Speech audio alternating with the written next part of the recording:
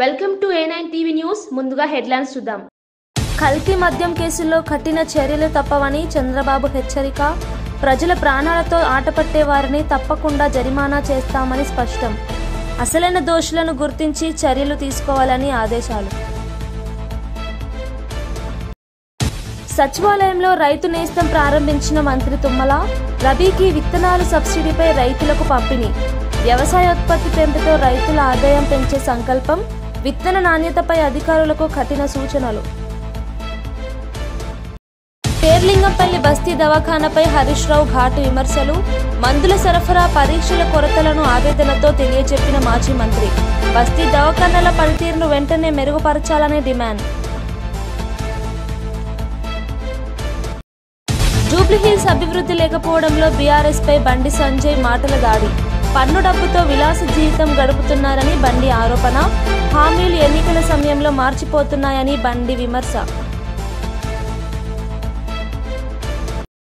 తిరుమలలో కుండపోత వర్షం భక్తులకు ఇబ్బంది. భక్తుల సౌకర్యానికి దేవస్థానం ప్రత్యేక చర్యలు. వాతావరణ హెచ్చరికల నేపథ్యంలో జాగ్రత్త సూచనలు.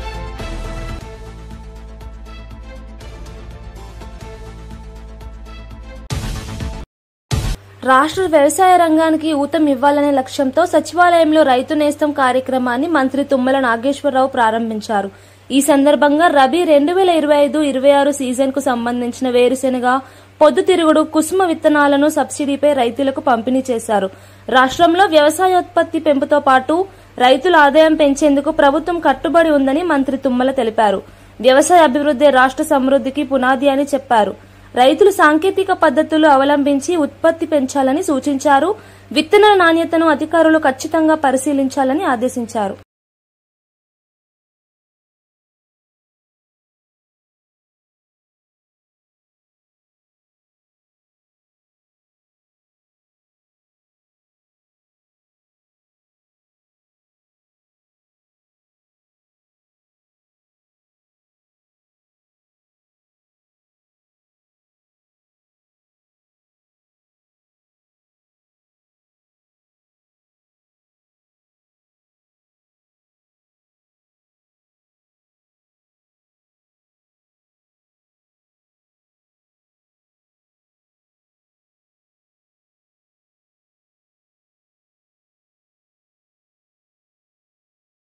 పోలీస్ కానిస్టేబుల్ ప్రమోద్ మృతి పట్ల తెలంగాణ ముఖ్యమంత్రి రేవంత్ రెడ్డి సానుభూతి వ్యక్తం చేశారు.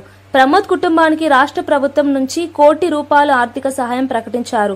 పోలీస్ వెల్ఫేర్ ఫండ్ నుంచి 8 లక్షలు, పోలీస్ భద్రతా సంక్షేమ విధి నుంచి 16 లక్షల ఎక్స్గ్రేషియా అందజేయనున్నట్లు తెలిపారు.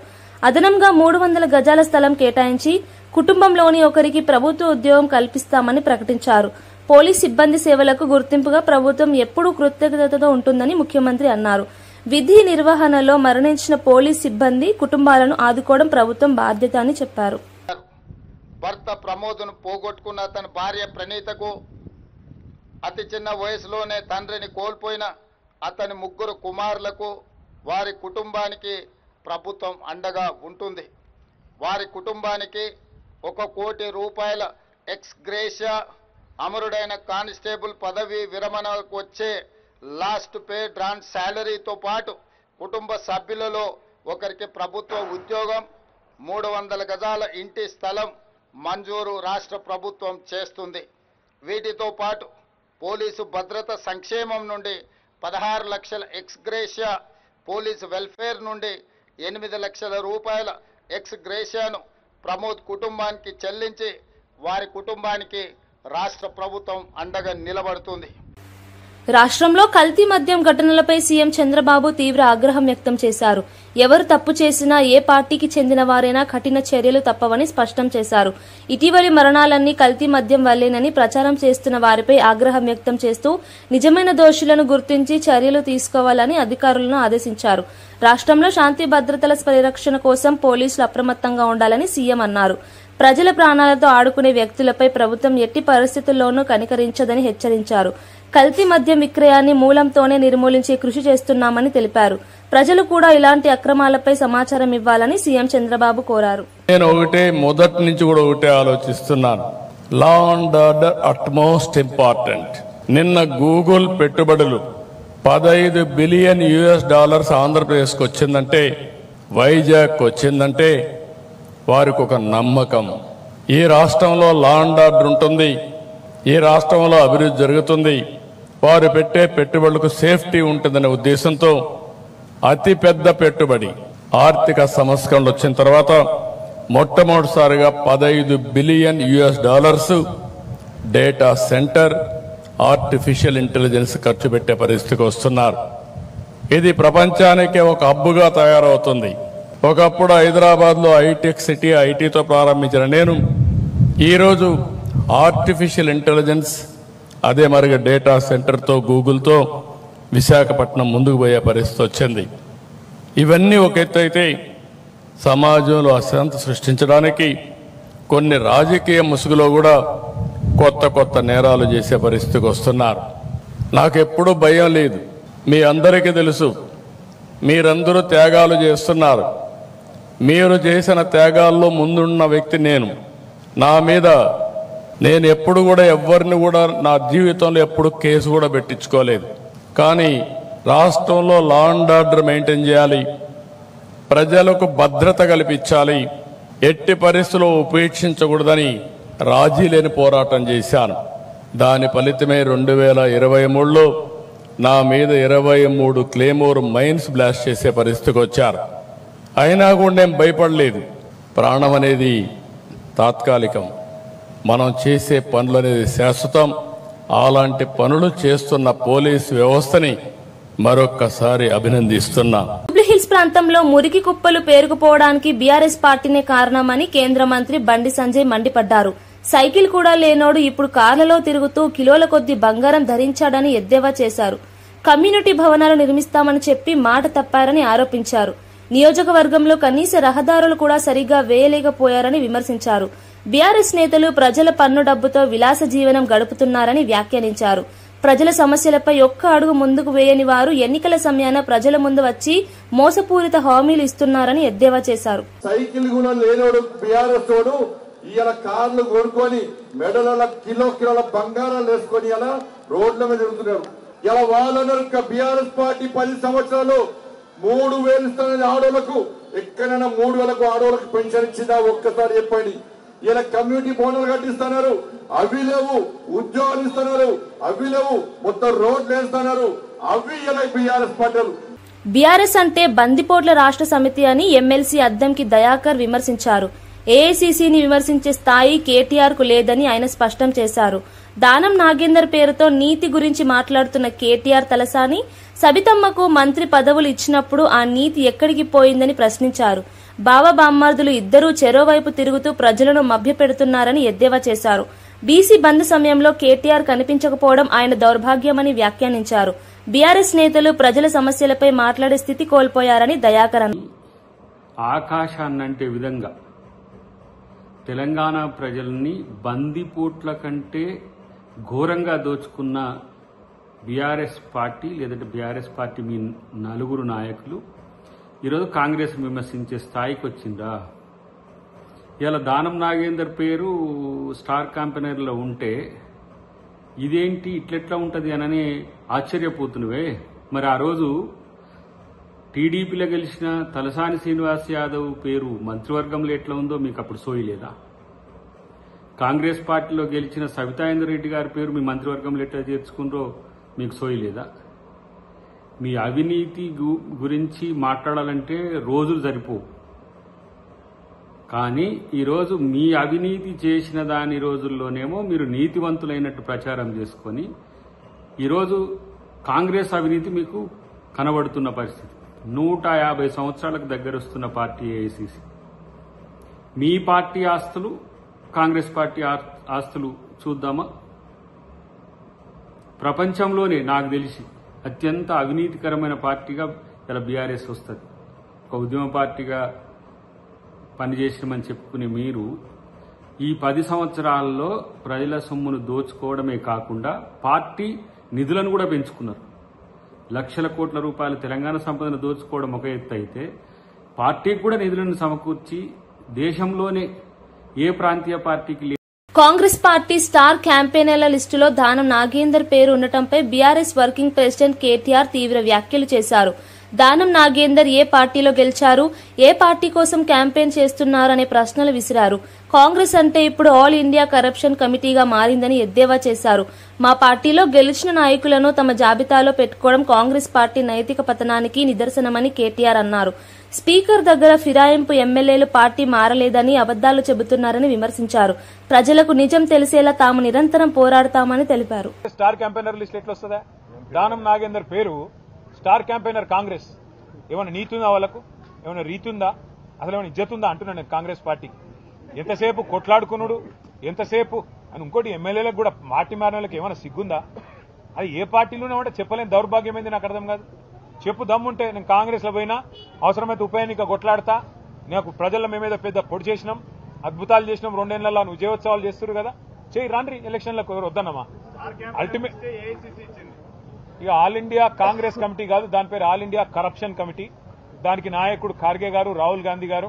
ఈ all India corruption committee, all India corrupt Congress ఏదైతే ఉందో మరి ఎట్లా కరప్ట్ చేస్తుందంటే, మా పార్టీలో గెలిచిన 10 మంది ఎమ్మెల్యేలని తీసుకుపోవడమే కాకుండా స్పీకర్ గారి కాడనేమో అబద్దాలు, లే మేము పార్టీ మారలేని అబద్దాలు, బయటనేమో స్టార్ క్యాంపెయినర్లలో ఏఐసీసీ లిస్ట్ ఇచ్చింది. అందులో సిగ్గు లేకుండా ఖైరతాబాద్ ఎమ్మెల్యే దానం నాగేందర్ పేరు కూడా ఇచ్చిందంటే ఎంత గొప్పగా పనిచేస్తుందో కాంగ్రెస్ పార్టీ దీన్ని బట్టి చెప్పొచ్చు. తాడిపత్రి అడిషనల్ ఎస్పీ రోహిత్ కుమార్ చౌదరిపై ZP chairman JC Prabhakar Reddy మండిపడ్డారు. ఇలాంటి ఎస్పీని తాను ఎప్పుడూ చూడలేదని, విధుల్లో నిర్లక్ష్యం వహిస్తున్నారని విమర్శించారు. రాళ్ల దాడి జరుగుతుంటే ఇంట్లో కూర్చుని ఘర్షణ పూర్తయ్యాక బయటకు వచ్చారని ఆరోపించారు. తాడిపత్రిలో క్రైమ్ తగ్గకపోవడానికి కారణం పోలీస్ వ్యవస్థలోని లోపాలేనని పేర్కొన్నారు.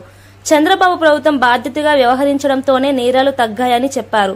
ఎస్పీ తన విధుల్లో విఫలమైతే బాధ్యత తప్పదని హెచ్చరించారు.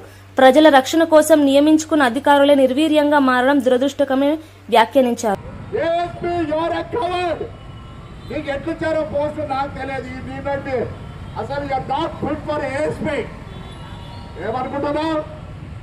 ఏమనుకుంటున్నాను?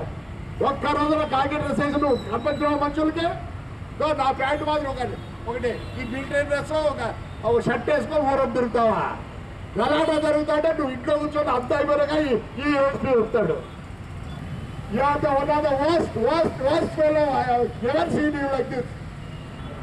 అని స్టైల్గా చెప్తావా ప్రెస్ మీట్లో? నేను వచ్చిన తర్వాత క్రైమ్ తగ్గిందంట. నువ్వు వచ్చిన తర్వాత కాదు క్రైమ్ తగ్గినది, తెలుగుదేశం వచ్చిన తర్వాత క్రైమ్ తగ్గింది. నువ్వు ఎస్ఐ సిఐ లేకపోతే పోలీస్ కానిస్టేబుల్ పోతే బయటికి రాలేవు. You don't know how to respect people. రాష్ట్రంలో చట్ట వ్యవస్థ అదుపు తప్పుతోందని మాజీ మంత్రి గుడివాడ అమర్నాథ్ ఆవేదన వ్యక్తం చేశారు. ఇటీవల చోటు చేసుకున్న ఘటనలు ప్రభుత్వ నిర్లక్ష్యాన్ని బహిర్గతం చేస్తున్నాయని అన్నారు. ప్రజల ప్రాణాలు సురక్షితంగా లేని పరిస్థితి ఏర్పడిందని విమర్శించారు. లా అండ్ ఆర్డర్ సమస్యల పరిష్కారంలో ప్రభుత్వం విఫలమైందని, న్యాయం కోసం ప్రజలు రోడ్లపైకి రావడం దురదృష్టకరమని పేర్కొన్నారు. సమస్యలకు పరిష్కారంగా హత్యలు జరుగుతుండటం ఆందోళన కలిగించే అంశమని అన్నారు. పోలీసులు, ప్రజాప్రతినిధులు సమన్వయంతో పనిచేయకపోవడం వల్లే ఇలాంటి పరిస్థితులు వస్తున్నాయని తెలిపారు. చంపినటువంటి విషయాన్ని రాష్ట్రం అంతా కూడా చూసింది. సామాన్యులు గత 15 మాసాలుగా ఈ రాష్ట్రంలో కూటమి ప్రభుత్వం అధికారంలోకి వచ్చిన తర్వాత మన జిల్లాలోనే అనేక ఇన్సిడెంట్స్ చూసాం. ఈరోజు ఆ కుటుంబ సభ్యులందరూ కూడా రోధిస్తూ ఉన్నారు. భార్య, పిల్లలు, మనవలు అందరూ కూడా. సీనియర్ నాయకుడు, రెండోసారి మూడోసారి జెడ్పీటీసీ, గతంలో వైస్ చైర్మన్గా చేసినటువంటి అనుభవం, సీనియర్ నాయకుడిగా గౌరవం ఉంది. అలాగే అనేక గిరిజన సమస్యల మీద ఎప్పటికప్పుడు అటు జిల్లా పరిషత్లో కానీ లేదా అనేక రివ్యూ మీటింగ్స్లో కానీ ఆయన గలమెత్తినటువంటి సందర్భాలు చూసాం. నేను మంత్రిగా ఉన్నప్పుడు, నేను అక్కడ ఇన్ఛార్జ్ మినిస్టర్గా ఉన్నప్పుడు కూడా ఆయన ప్రజా సమస్యల పట్ల ఆయనకు ఉన్నటువంటి అవగాహన కానీ, ప్రజా సమస్యల పట్ల అక్కడ ఉన్నటువంటి సమస్యల పరిష్కారం కోసం చూపించినటువంటి చొరవ కానీ డెఫినెట్గా అభినందనీయం. సరే, భూమి ఆయిందా లేకపోతే ఇంకొకరిదా ఎవరిదైనా పక్కన పెట్టండి, కానీ ఏంటి, ఎవరిది, ఎలాగా, హద్దులు ఏంటి అనేటువంటిది ప్రభుత్వం చొరవ తీసుకొని చేసుంటే అసలు ఆయన ప్రాణం మీదకి వచ్చేది కాదు కదా. ఈరోజు ఈ స్థాయికి, ఇంత పెద్ద స్థాయికి ఇష్యూ రావడానికి కారణం కేవలం ప్రభుత్వం తాలూకా నిర్లక్ష్యం, లా అండ్ ఆర్డర్ మీద ప్రజలకి కనీసం భయం లేకపోవడం, వీటన్నిటి కూడా ఇవి కారణాలుగా కనబడతా ఉన్నాయి. సో ఇప్పుడే వారు కుటుంబ సభ్యులు కూడా అడిగారు, మేము కూడా కలెక్టర్ గారితో వాళ్ళతో చర్చించడం జరిగింది. వారు వచ్చి దీనికి తక్షణంగా మేము మా అధికారులు పంపిస్తాం, పరిష్కారాన్ని చూపించేటువంటి కార్యక్రమం చేస్తామని చెప్పి వారు కూడా చెప్పడం జరిగింది. మొన్న కందుకూరులో ఒక ఇన్సిడెంట్ చూసాం. డైరెక్ట్ కారుతో వెళ్ళి మనుషుని గుర్తించి చంపేశారు. చచ్చిపోతే మళ్ళీ తిరిగి వెనక్కి వచ్చి మళ్ళీ కారుతో మట్టిని చంపించేశారు. 20 రోజులు అయితే తప్ప మళ్ళీ గవర్నమెంట్ దాన్ని పట్టించుకునేటువంటి పరిస్థితులు లేవు. అంటే ఇష్యూ ఎక్కడన్నా ఫ్లేరప్ అయ్యి ప్రజలు రోడ్ల మీదకి వచ్చి ఇబ్బంది పెడితే తప్ప ఇది ఇష్యూగా మేము గుర్తించం అనేటువంటి పరిస్థితిలో ప్రభుత్వం తప్ప అసలు గుర్తించకపోతే ఏమైపోయినా పర్వాలేదు అనేటువంటి విధంగా ప్రభుత్వం తాలూకు వ్యవహార శైలి ఉంది. సో ఇందులో ఇష్యూస్లో ఎవరైతే ఒక 6గురిని ఎంతమంది కస్టడీలోకి తీసుకున్నారని చెప్పి పోలీసులు చెప్తా ఉన్నారు. దీనికి కారకులైనటువంటి అజయ్ కుమార్ అని చెప్పి ఒక వ్యక్తి ఎవరైతే శేర్లింగంపల్లి వస్తీ దవాఖానాను పరిశీలించిన మాజీ మంత్రి హరీష్ రావు పలు అంశాలపై తీవ్ర వ్యాఖ్యలు చేశారు. కేసీఆర్ ప్రభుత్వం ఏర్పాటు చేసిన బస్తీ దవాఖానాలు పేదలకు ప్రాణాధారంగా నిలిచాయని గుర్తు చేశారు. రేవంత్ రెడ్డి ప్రభుత్వం వచ్చాక ఈ దవాఖానాలకు సుస్థి పట్టిందని విమర్శించారు. గత 6 నెలలుగా వైద్య సిబ్బందికి జీతాలు ఇవ్వకపోవడం దారుణమని అన్నారు. B12 హార్ట్ టెస్టులు 50 రకాల మందులు అందుబాటులో లేవని పేర్కొన్నారు. అభివృద్ధిని పక్కన పెట్టి ప్రభుత్వం మద్యం టెండర్లపై దృష్టి పెట్టిందని ఆరోపించారు. వాళ్ళు న్యాయం చేయగలుగుతారు అంటే రేవంత్ రెడ్డి ప్రభుత్వం చెప్పేదేమో ఒకటి, చేసేది ఒకటి. చెప్పడం ఏం చెప్తున్నారు, 1వ తారీఖుకే అందరికీ జీతం ఇస్తున్నామన్నారు. మరి వీళ్ళకి 6 నెలల నుంచి 5 నెలల నుంచి ఆ డాక్టర్ గారికి, ఆ స్టాఫ్ నర్స్ కు, అక్కడ పనిచేసే కంపౌండర్ కు జీతం వచ్చే పరిస్థితి లేదు. జీతం సంగతి అట్లుంటే మందులన్నీ ఉన్నాయా? నేను డాక్టర్ గారిని, స్టాఫ్ నర్స్ ని అడిగాను. ఆ రోజు వైద్య ఆరోగ్య శాఖ మంత్రిగా కేసీఆర్ గారి నాయకత్వంలో నేనున్నప్పుడు 110 రకాల మందులు బస్తీ దవాఖానలో ఇచ్చేవాళ్ళం. ఇప్పుడు ఎన్ని రకాల మందులు ఉన్నాయమ్మా అని అడిగాను. అంటే 60-70 రకాల మందులు ఉన్నాయి సార్, ఒక 40-50 రకాల మందులు లేవు, సప్లై లేదు సార్ అన్నారు. అంటే 40-50 రకాల మందులు ఇవాళ బస్తీ దవాఖానలో పేదలకు అందుబాటులో ఉండడం లేదు. చిన్న చిన్న సిరప్స్ గాని బేసిక్ గోళీలు కూడా ఇవాళ బస్తీ దవాఖానలో అందుబాటులో ఉండడం లేదు. అంటే 40-50 రకాల మందులు లేవు. అక్కడ పేషెంట్స్ ను పలకరిస్తే ఏమంటున్నారంటే, సార్ కొన్ని గోళీలు ఇస్తున్నారు, కొన్ని బయటకు చిట్టి రాస్తున్నారు, కొనుక్కోమంటున్నారు, లేకపోతే కొండాపూర్ ఆసుపత్రికి పొమ్మంటున్నారు, కానీ మాకు అన్ని రకాల వైద్యం ఇక్కడ అందుబాటులో దొరకడం లేదు అంటున్నారు.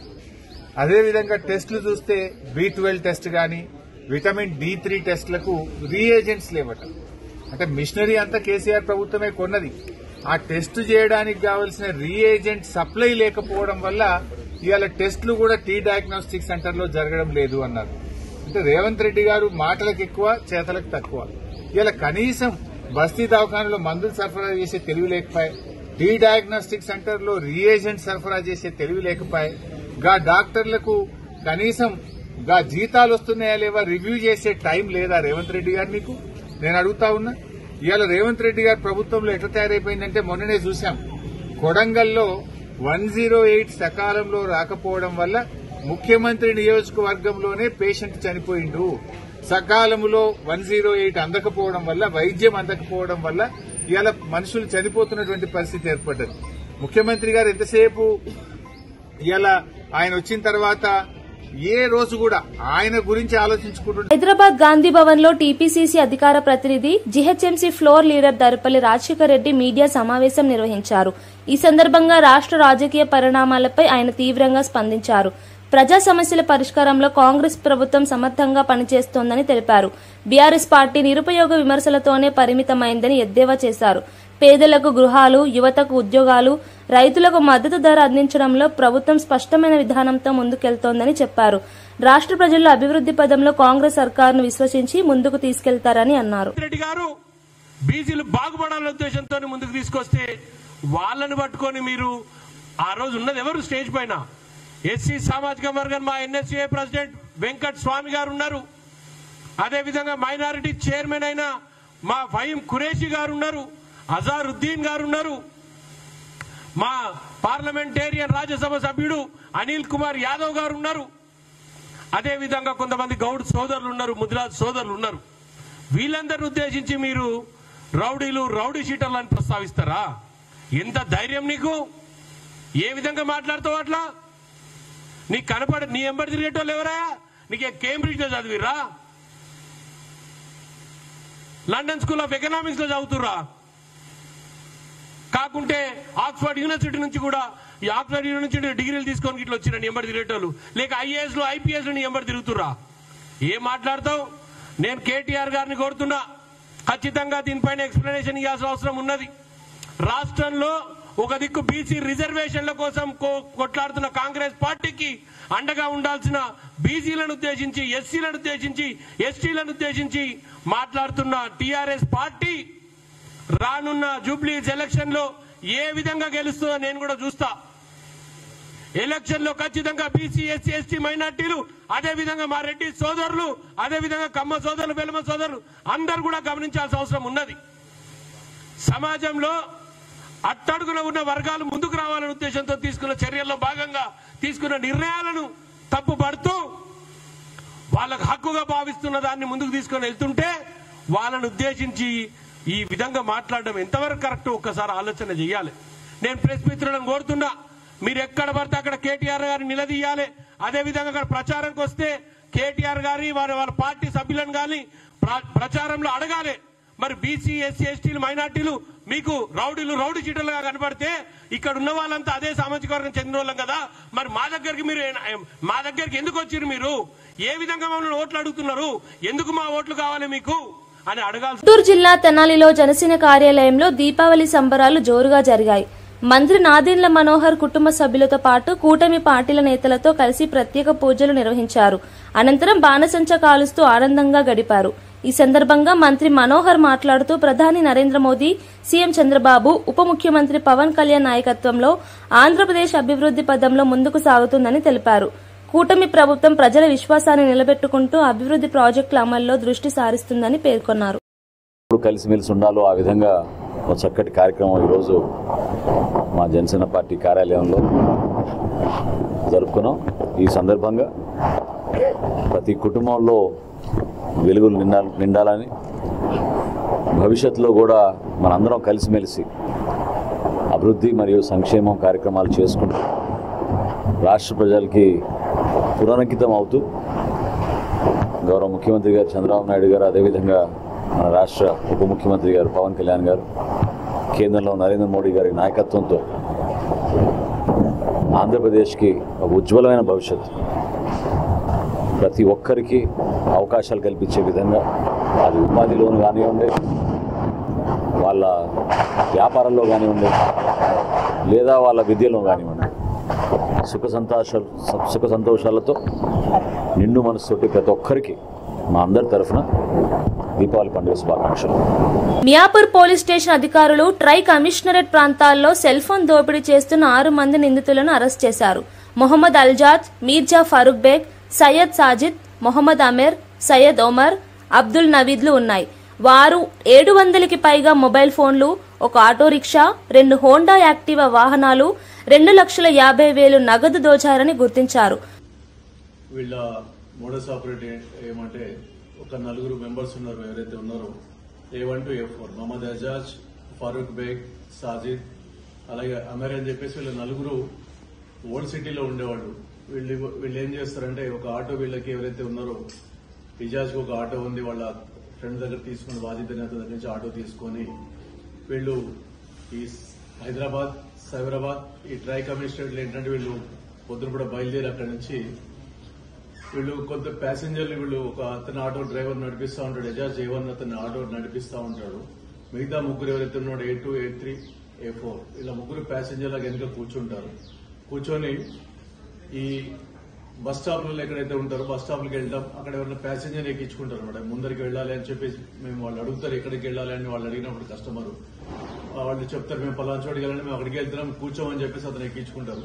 కొద్ది దూరం తీసుకెళ్లిన తర్వాత అతని దగ్గర ఉన్న మొబైల్ ఫోన్ కానీ ఇంకా అటువంటి ఇంకేమో డబ్బులు కానీ అటువంటి ఏమంటే వాళ్ళని లాక్కొని వీళ్ళని భయపెట్టేసి ఆటోలోంచి గెంటేసి పంపించేస్తూ ఉంటారు. ఇటువంటి గత ఏప్రిల్ నుంచి ఈ రోజు గత 6 నెలల నుంచి వీళ్ళు చేస్తూ ఉన్నారు. దాదాపు 700 ఫోన్లు మేము తీసామని వాళ్ళు ఒప్పుకోవడం జరిగింది. ఈ ఫోన్లన్నీ కూడా ఏం చేస్తారంటే ఇప్పుడు A5 ఒకతను ఉన్నారు, ఉమర్ అని చెప్పేసి, ప్లస్ అట్లాగే నవీద్ అని చెప్పేసి A6 ఉన్నారు. వీళ్ళు ఈ ఫోన్స్ అన్ని వాళ్ళు కలెక్ట్ చేసుకుని వాళ్ళు మార్కెట్లో అమ్మేయడం జరుగుతూ ఉంటుంది. ఇది వీళ్ళ ఆపరేషన్. అంటే అన్ని రూట్లో తిరుగుతారు. హైదరాబాద్ లో ఓల్డ్ సిటీ మొదలైన తర్వాత అత్తాపూర్, రాజేంద్ర నగర్, ఈ ఏరియాస్ నార్సింగి, మాదాపూర్ ఇట్లా తిరుగుకుండా, అలాగే ఒక్కసారి ఇటువైపు ఈ రూట్లో వచ్చినప్పుడు పంజగుట్ట, కుకట్పల్లి, KPHB ఈ రూట్లో వచ్చినప్పుడు ఇట్లా వస్తుంటారు. అంటే ఓల్డ్ సిటీలో ఆల్రెడీ ఇంతమంది వీళ్ళ మీద కేసులు ఉన్నాయి. ఆల్రెడీ 2011 నుంచి వీళ్ళ మీద కేసులు ఉన్నాయి. ఒక A1 మీద 28 కేసులు ఉన్నాయి, A2 మీద ఈ ఫరూక్ బేగ్ మీద 13 కేసులు ఉన్నాయి, అట్లాగే సాజిద్ మీద 14 కేసులు ఉన్నాయి, అట్లాగే ఆమెర్ మీద 2 కేసులు ఉన్నాయి. ఎవరైతే A5 ఉమర్ మీద ఒక కేసు స్నాచింగ్ కేసు ఉంది, చైన్ స్నాచింగ్ కేసు.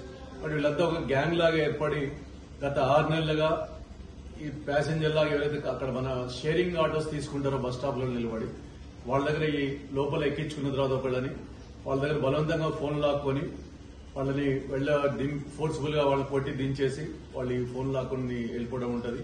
ఈ ఆటోకి నెంబర్ కూడా పెట్టుకోరు, ఎందుకంటే ట్రేస్ చేస్తామని చెప్పేసి ఆటో నెంబర్ కూడా తీసేసి వీళ్ళు ఈ విధంగా ఈ అఫెన్స్ చేయడం జరుగుతూ ఉన్నది. వీళ్ళ మీద పాత కేసులు కూడా ఉన్నాయి. మళ్ళీ కూడా అదే ఇంత ముందు గత 2011 నుంచి ఇదే పనిగా ఇదే విధంగా చేస్తా ఉన్నారు. ఫోన్ లాక్కోవడం చేయడం గత ఇంత ముందు అరెస్ట్ కూడా చేయడం జరిగింది వీళ్ళని. అయినా కూడా వీళ్ళు వైఖరి మార్చుకోకుండా ఇదే విధంగా అఫెన్సులు చేయడం అనేది జరుగుతూ ఉన్నది. దీంట్లో ఈ 6 మందిని ఎవరైతే 4 అఫెండర్స్ వాళ్ళు వాళ్ళతో పాటు మిగతా 2 ఎవరైతే ఉన్నారో వాళ్ళకు కూడా తెలిసి ఇవన్నీ దొంగతనం చేసేవని చెప్పి వాళ్ళు కూడా ఇంతమంది వాళ్ళు మొబైల్ షాప్స్ పెట్టుకోవడం జరిగింది. వీళ్ళతో పాటు కలిసి పనిచేయడం జరిగింది. వీళ్ళందరూ కలిసి ఒక గ్యాంగ్ ఏర్పడి ఇవన్నీ చేయడం జరుగుతుంది. కాబట్టి వీళ్ళందరినీ అరెస్ట్ చేయడం జరిగింది. మియాపూర్ పోలీస్ స్టేషన్ మా స్టాఫ్ వీళ్ళని కోర్టు ముందర ప్రొడ్యూస్ చేసి ఫర్దర్ యాక్షన్ తీసుకోవడం జరుగుతుంది. దీంట్లో మొత్తం ఒక 20 ఫోన్లు వీళ్ళ దగ్గర సీజ్ చేయడం జరిగింది. వీళ్ళ దగ్గర అవైలబుల్ ఉన్నాయి, ఫోన్ అమ్మడానికి రెడీగా పెట్టుకున్న ఫోన్లు ఉన్నాయి. అలాగే ఒక ఆటో ఏదైతే యూజ్ చేశారో ఈ అఫెన్స్ లో అదొకటి సీజ్ చేయడం జరిగింది. అట్లాగే హోండా యాక్టివా వెహికల్స్ వీళ్ళైతే కొనుక్కున్నారో అది 2 వెహికల్స్ సీజ్ చేయడం జరిగింది. ఒక 2,50,000 అమౌంట్ ఏదైతే ఉందో దీనికి సంబంధించిన అమౌంట్ అది కూడా సీజ్ చేయడం జరిగింది. వీళ్ళు కోర్టులో ప్రొడ్యూస్ చేసి ఫర్దర్ యాక్షన్ తీసుకోవడం జరుగుతుంది. బులెటిన్ ముగించే ముందు హెడ్లైన్స్ మరోసారి చూద్దాం. కల్తీ మద్యం కేసుల్లో కఠిన చర్యలు తప్పవని చంద్రబాబు హెచ్చరిక. ప్రజల ప్రాణాలతో ఆటపట్టే వారిని తప్పకుండా జరిమానా చేస్తామని స్పష్టం. అసలైన దోషులను గుర్తించి చర్యలు తీసుకోవాలని ఆదేశాలు. సచివాలయంలో రైతు నేస్తం ప్రారంభించిన మంత్రి తుమ్మల. రబీకి విత్తనాలు సబ్సిడీపై రైతులకు పంపిణీ. వ్యవసాయోత్పత్తి పెంపుతో రైతుల ఆదాయం పెంచే సంకల్పం. విత్తన నాణ్యతపై అధికారులకు కఠిన సూచనలు. పేర్లింగంపల్లి బస్తీ దవాఖానాపై హరీష్ రావు ఘాటు విమర్శలు. మందుల సరఫరా పరీక్షల కొరతలను ఆవేదనతో తెలియజెప్పిన మాజీ మంత్రి. బస్తీ దవాఖానాల పనితీరును వెంటనే మెరుగుపరచాలని డిమాండ్. జూబ్లీహిల్స్ అభివృద్ధి లేకపోవడంలో బీఆర్ఎస్ పై బండి సంజయ్ మాటల దాడి. పన్ను డబ్బుతో విలాస జీవితం గడుపుతున్నారని బండి ఆరోపణ. హామీలు ఎన్నికల సమయంలో మార్చిపోతున్నాయని బండి విమర్శ.